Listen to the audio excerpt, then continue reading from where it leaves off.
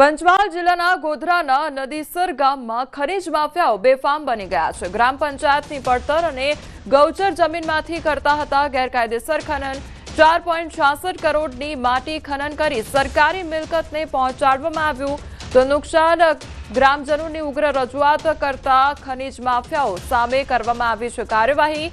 તો જિલ્લા ખાણ ખનીજ વિભાગ દ્વારા માફિયાઓ સામે નોંધવામાં આવી છે પોલીસ ફરિયાદ। 3 વ્યક્તિઓ સામે ફરિયાદ નોંધવામાં આવી છે અને કાર્યવાહી પણ કરવામાં આવી છે। અગાઉ સરપંચ તલાટી અને સભ્યોએ સ્થળ પર જઈ ખનન બંધ કરાવ્યા બાદ પણ પુનઃ શરૂ થઈ હતી પ્રવૃત્તિ અને ફરી એકવાર આ ખનીજ માફિયાઓ બેફામ બની ગયા છે। ત્યારે નુકસાનીની ભરપાઈ હવે કોણ કરશે તેને લઈને પણ સવાલ થઈ રહ્યો છે। માફિયાઓની બેફામ દાદાગીરી ક્યારે અટકશે અને ક્યારે તે લોકોની આ પ્રકારની જે પ્રવૃત્તિઓ છે તે અટકશે તેને લઈને સવાલ ઉદ્ભવી રહ્યો છે। તો ખનીજ માફિયાઓને કેમ કોઈ પણ પ્રકારનો ડર નથી સતાવતો તે પણ એક સવાલ ઉદ્ભવી રહ્યો છે। તો નુકસાનીની ભરપાઈ હવે કોના દ્વારા કરવામાં આવશે તે પણ એક સવાલ ઉદ્ભવી રહ્યો છે। સંવાદદાતા રાજેશ અમારી સાથે જોડાઈ ગયા છે। રાજેશ, જે ખનીજ માફિયાઓ છે તે એક તરફ બેફામ બન્યા છે, હવે શું કાર્યવાહી હાથ ધરવામાં આવી છે, શું તપાસ થઈ રહી છે? પંચમહાલ જિલ્લાના નદીસર ગ્રામ પંચાયતની સરકારી પડતર અને ગૌચર જમીન સાથે સાથે નર્મદા નિગમને ફાળવવામાં આવેલી જમીનમાંથી માટી મોરમ કાઢી અને તેમાંથી ગ્રેડિંગ કરી રેતી બનાવવાનું મસ્ત મોટું કારસ્તાન ચાલી રહ્યું હતું, જે અંગે ગ્રામજનોએ વારંવાર રજૂઆત કરી હતી ખાણ ખનીજ વિભાગ અને કલેક્ટરને, પરંતુ ખાણ ખનીજ વિભાગની કામગીરી કર્યા બાદ જ પુનઃ એ પ્રવૃત્તિ શરૂ કરી દેવામાં આવતી હતી, જેથી ગ્રામજનોમાં ભારે આક્રોશ સાથે સાથે ખાણ ખનીજની જે કામગીરી છે તેની સામે પણ શંકાઓ ઉપજી હતી, જેથી સ્થાનિકોએ સ્થળ ઉપર જઈ અને બંધ કરાવ્યું હતું સમગ્ર। આ સમગ્ર બાબત અંગે જે મીડિયાએ અહેવાલ પ્રસિદ્ધ કર્યો હતો ત્યારબાદ શહેરાના ધારાસભ્ય જેઠાભાઈ ભરવાડ દ્વારા જે જવાબદારો છે તેઓની સામે ફરિયાદ નોંધવા માટેની સૂચના આપવામાં આવી હતી, જે અન્વયે ખાણ ખનીજ વિભાગ દ્વારા કાકણપુર પોલીસ ખનીજ માફિયાઓ સામે હાલ પોલીસ ફરિયાદ નોંધવામાં આવી છે। 4 કરોડથી વધુની જે માટી ખનન કરવામાં આવ્યું છે અનધિકૃત રીતે તેની સામે ફરિયાદ નોંધી હાલ પોલીસ દ્વારા તપાસ શરૂ કરવામાં આવી છે। સાથે સાથે ખાણ ખનીજ વિભાગ દ્વારા જી રાજેશ, સમગ્ર માહિતી બદલ આપનો આભાર। દારૂના વેચાણને લઈને સાંસદ ગેનીબેનનું નિવેદન સામે આવ્યું છે। પાર્ટી દારૂ અને ડ્રગ્સના વિરોધમાં ઝુંબેશ ઉપાડશે। યુવાનોની બરબાદી અટકાવવા કોંગ્રેસ હવે સર્વે કરશે। કોંગ્રેસ સર્વે કરી દારૂ ડ્રગ્સ વેચનારનું લિસ્ટ બનાવશે અને પાર્ટી લિસ્ટ તૈયાર કરીને એસપી તેમજ ગૃહમંત્રીને આપશે તેવું કહેવામાં આવ્યું છે। તો દારૂ અને ડ્રગ્સનું જે વેચાણ વધી રહ્યું છે તેને લઈને ગેનીબેન દ્વારા નિવેદન આપવામાં આવ્યું છે। દારૂના વેચાણને લઈને નિવેદન આપવામાં આવ્યું તો પાર્ટી દારૂ ડ્રગ્સના વિરોધમાં હવે ઝુંબેશ પણ હાથ ધરવામાં આવશે।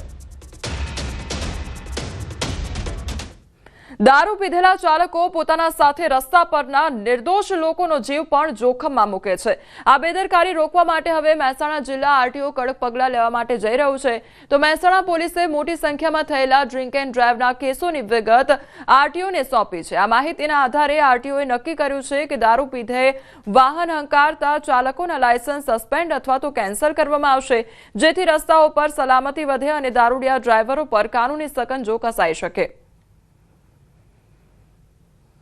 નશામાં હોય અને વાહન ચલાવે એ વખતે એ પોતાની સાથે સાથે આખા રોડને જોખમમાં મૂકતો હોય છે, તો એ ગુનાઓ ઉપર તદ્દન કડક કાર્યવાહી જ કરવી જોઈએ। તાજેતરમાં પોલીસ વિભાગ દ્વારા અમને જે રિપોર્ટ આપવામાં આવ્યો છે એમાં એમને ઘણા બધા ડ્રિંક એન્ડ ડ્રાઈવના કેસ કર્યા છે અને ફ્યુચરમાં અમે એ રાહે વિચારીએ છીએ કે આ તમામ કેસોની અંદર એમના લાયસન્સ સસ્પેન્ડ થવા સુધીની કડક કાર્યવાહી કરવી જોઈએ, જેથી કરીને ફરી વખત એ આવી કોઈ ભૂલો ના કરે। મહીસાગરમાં મોટા પ્રમાણમાં પોસ્ટડોડાનો જથ્થો ઝડપાયો, ત્યારે અંદાજિત 258.6 કિલો પોસ્ટડોડાનો જથ્થો મળી આવ્યો છે। અકસ્માત સર્જાતા કાર ચાલક કાર મૂકી ફરાર થયો હતો, તો એસઓજીને 38 લાખ રૂપિયાનો પોસ્ટડોડાનો જથ્થો મળ્યો। પોલીસને બગાસુ ખાતા પતાસું મળી આવ્યું છે।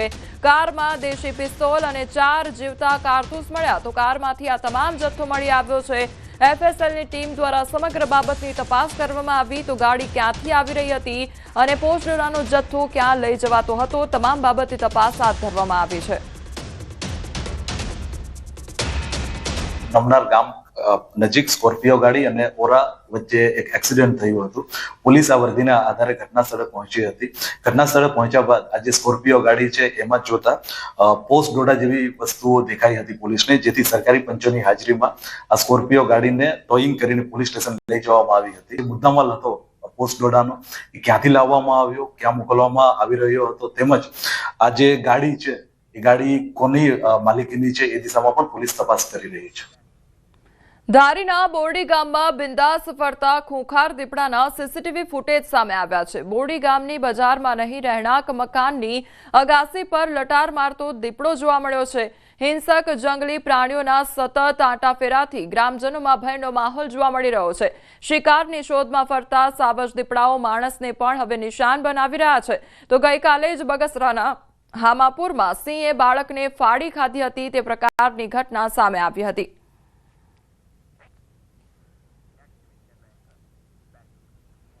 વંથલીના ગ્રામ્ય વિસ્તારમાં દીપડાના આંટાફેરા જોવા મળ્યા છે. સુખપુર ગામના ખોડિયાર મંદિર નજીક દીપડો જોવા મળ્યો હતો. સાંજના સમયે દીપડાએ દેખા દેતા ગ્રામજનોમાં ફફડાટ ફેલાયો હતો. તો અવારનવાર વન્યજીવોના આંટાફેરાથી લોકોમાં ચિંતા સતાવી રહી છે. અગાઉ પણ દીપડાઓ રહેણાંક વિસ્તાર નજીક આવી ચડ્યાની ઘટનાઓ બની ચૂકી છે. તો ફરીવાર દીપડો દેખાતા ગ્રામજનોની દીપડાને પાંજરા પૂરવા માટે માંગ કરવામાં આવી છે. અમરેલીના બગસરામાં સિંહણને પકડવા વન વિભાગનું મેગા રેસ્ક્યુ ઓપરેશન હાથ ધરવામાં આવ્યું. ત્યારે હામાપુર ગામે 5 વર્ષના બાળકને ફાડી ખાનાર સિંહણને પકડવા વન વિભાગે મેગા રેસ્ક્યુ ઓપરેશન હાથ ધર્યું. વન વિભાગ દ્વારા એક સિંહણ અને 4 સિંહ બાળને પાંજરે પૂરવામાં આવ્યા છે.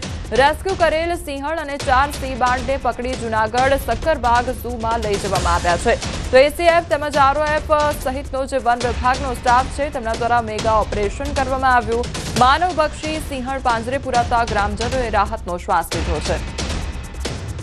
તો સિંહણને પાંજરે પૂરવામાં આવી છે. આ સાથે જે સિંહ બાળ છે તેમને પણ પાંજરે પૂરવામાં આવ્યા છે. તો એક સિંહણ અને 4 જેટલા જે સિંહ બાળ છે તેમને પાંજરે પૂરાયા છે. તો લગભગ 5 વર્ષના બાળકને ફાડી ખાધું હોવાની ઘટના બની હતી. ત્યારબાદ વન વિભાગ દ્વારા જે રેસ્ક્યુ ઓપરેશન છે તે હાથ ધરવામાં આવ્યું હતું. જૂનાગઢમાં રખડતા ઢોરનો આતંક યથાવત જોવા મળી રહ્યો છે. આખલાની લડાઈમાં વધુ એક યુવાનનો ભોગ લીધો છે. કેશોદના લીમડા ચોક વિસ્તારમાં ઘટના સર્જાઈ. 2 આખલાની લડાઈએ યુવાનને અડફેટે લીધો અને બાઇક ઉપર જતા યુવાન ગંભીર રીતે ઘાયલ થયો. હોસ્પિટલમાં સારવાર દરમિયાન આજે યુવક છે તેનું મોત નીપજ્યું છે. તો પાલિકાની બેજવાબદારીને કારણે લોકોના જીવન જોખમમાં મુકાઈ રહ્યા છે. શહેર કોંગ્રેસ દ્વારા કેશોદ નગરપાલિકા સામે આક્ષેપ કરાયા છે. રખડતા ઢોરને પકડવામાં પાલિકા નિષ્ફળ હોવાના આક્ષેપ થઈ રહ્યા છે. તો બાઇક પર જતો યુવાન ગંભીર રીતે ઘાયલ થયો હતો. રખડતા ઢોરોનો આતંક વધી રહ્યો છે અને તેના કારણે લોકોના જે જીવ છે તે જોખમમાં મુકાઈ રહ્યા છે. સંવાદદાતા અમાર અમારી સાથે જોડાઈ ગયા છે. અમાર, રખડતા ઢોરનો આતંક જોવા મળી રહ્યો છે. એક યુવકનો જીવ ગયો છે. શું અપડેટ આખી ઘટનામાં? ચોક્કસ કોમલ, કે જે રીતે રખડતા ઢોરનો આતંક દિવસે ને દિવસે વધી રહ્યો છે અને જુનાગઢના જે કેશોદ છે ત્યાં એક ઘટના બની છે. ગઈકાલે સાંજના સમયે 2 આખલાઓની લડાઈ વચ્ચે યુવાન ત્યાંથી પસાર થઈ રહ્યો હતો અને યુવાનને અડફેટે લેતા સારવાર દરમિયાન યુવાનનું છે તે મોત થયું છે. શોએબ મહિડા નામના યુવાનને ગંભીર ઈજાઓ પહોંચીને તેમને હોસ્પિટલાઇઝ કરવામાં આવ્યા હતા અને બાદમાં તેમનું મોત નીપજ્યું છે. જ્યારે બીજી તરફ લોકોનો રોષ છે કે કેશોદ નગરપાલિકા છે તેમના દ્વારા ઢોર કરવાની કામગીરી જ કરવામાં નથી આવતી. ફક્ત કાગળો પર જ કામગીરી કરવામાં આવે છે. રખડતા પકડવામાં પાલિકા નિષ્ફળ ગઈ છે અને જેના કારણે છે બાદ એક લોકોના જીવ જઈ રહ્યા છે. જ્યારે હજુ આ નગરપાલિકા કેટલા લોકોના જીવ જાય તેની રાહ જોઈ રહી છે. ક્યારે રખડતા ઢોરને પકડશે એક મહત્વનું છે.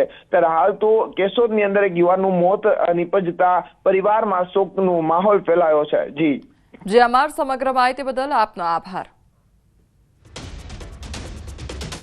અંદરો અંદર ખૂટિયા ઝઘડતા હતા અને એ ખૂટિયા એ બાઇક ઉપર પડી અને એ યુવક ઉપર પડ્યા અને સ્થળ પર જ એનું કમકમાટી ભર્યું મોત થયું.